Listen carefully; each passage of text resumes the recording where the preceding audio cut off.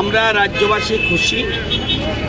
North ইস্টের মধ্যে এত সুন্দর ব্যবস্থাপনায় আজকে এখানে হয়েছে, সো ডিসিপ্লিন।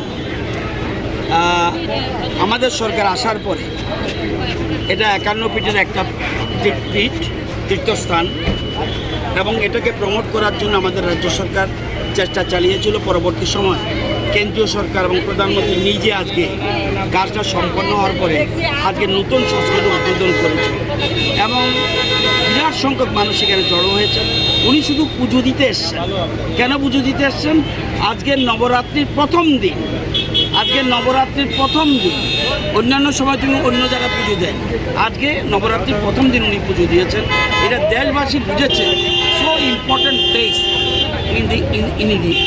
এটা আজকে পর্যটকরা এবং ধর্মপ্রাণ মানুষ এখানে দলে দলে আসবে এবং আমাদের রাজ্যের পর্যটকের সংখ্যা বাড়বে।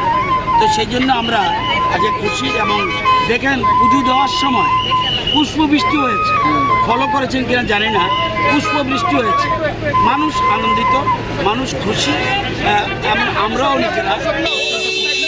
আগামী দিনে আমাদের পরিকল্পনা রয়েছে এরকম এই রাজ্যে আরও কিছু তীর্থস্থান ইম্পর্টেন্ট রয়েছে, যেমন রয়েছে কসবা কালীবাড়ি, রয়েছে 14 অবতার মন্দির।